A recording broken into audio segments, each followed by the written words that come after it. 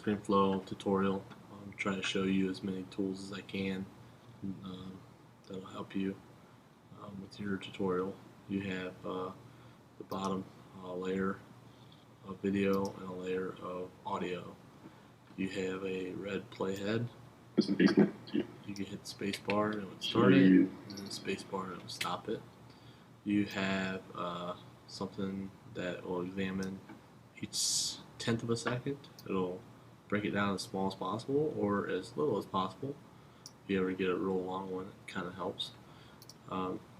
First thing is this playhead at the bottom will clip and split both playheads, which is kind of nice.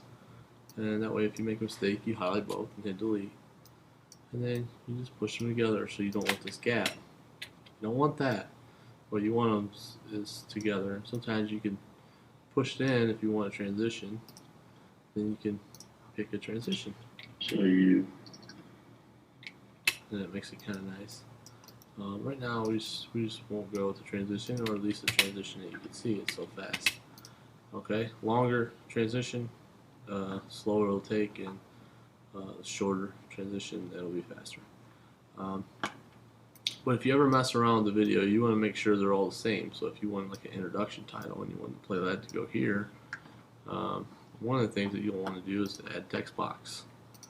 A text box, you can easily throw text in. You can throw text in over anything, such as Screenflow tutorial. All right, and then you could throw it over that.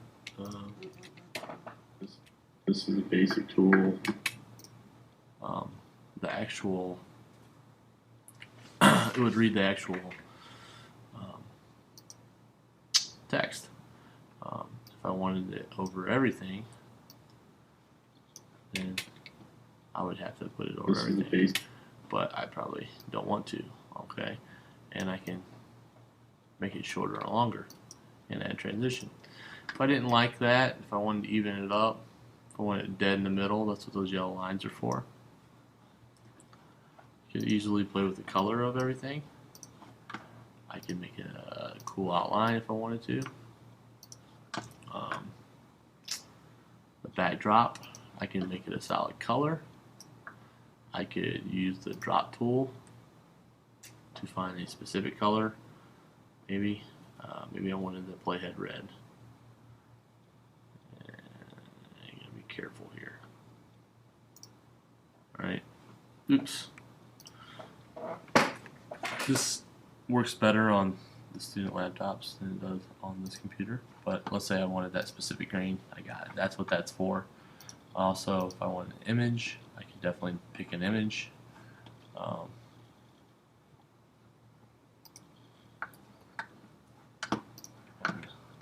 don't know what this image is, so I could have an image in there. I could tile that image, all kinds of stretch it.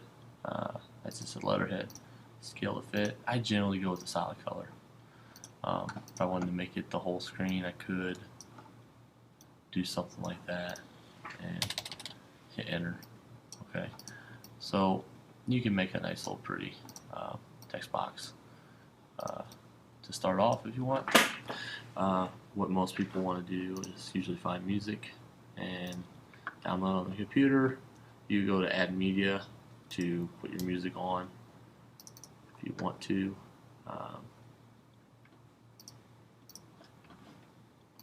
These are like, so now I added my music in, and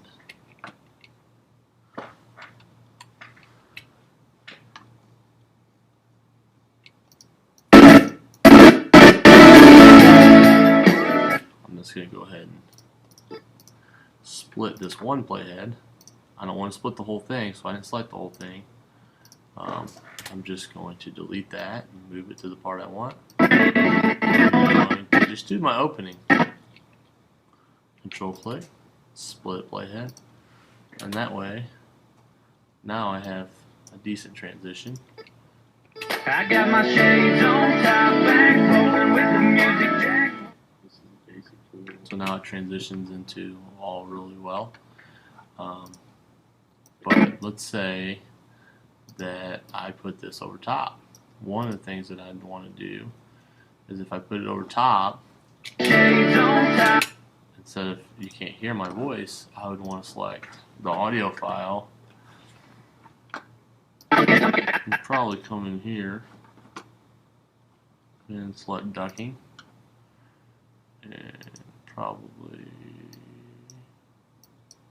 lower,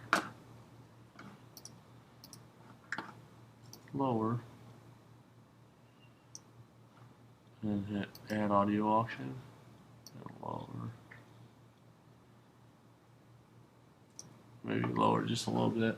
So now when I play it, it should be not as loud, and you can hear me. You can hear me talk. That's how you would want to do that. Add that audio action. Excuse me. You could change the effect to your voice, which is not really something we need to do, but it would change the effect of your voice when I'm talking there. I'm going to go ahead and delete all that. I want to overload it. Anytime I do a voice or a video, I want to do a scale, because what you'll see here is this top, and I don't want you to see the top. If you're watching my video, I want to add a video action, and I want to scale it in to 103 roughly and create these edges. So now I have great edges, 102, but you don't see my top, you just see that. So now when I play my video, it stays that way, but when I go to my next one, it goes back. So I have to add an audio action, a video action, excuse me, for each one. Okay, so I want to make sure that when I do this, and I select that, I go to 103, 104, and I do the sides again for each clip. Anytime I split a clip, I gotta do it for each clip if it's gonna stay. So now it's gonna go there, it'll go down, and go back. Those are important. If I want to go even farther, I add a video action, I scale it in, and then when I want to scale it out, I add a video action, I scale it out to there. So now I have two video actions. Alright, so now it's going to go to there, to there, to there.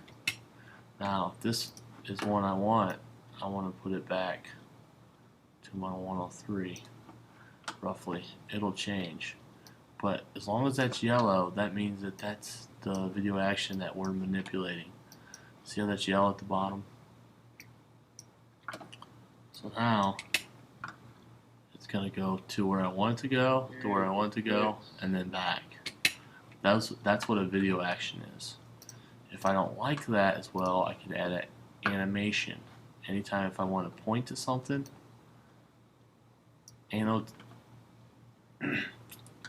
annotations help emphasize points, not an animation. It's annotations, and if I wanted to change the endpoint, I could. Okay, I can change all that. I can outline it. Those are all really cool effects. So now I can also control how long it stays on the screen. A nice little annotation that I do once in a while is if I wanted to annotate and make a border around something. That's a cool annotation, and then it'll only have to be on there for a little bit. Okay.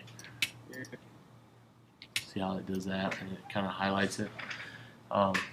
We already talked about text. The last few things I want to talk to you about is a call out.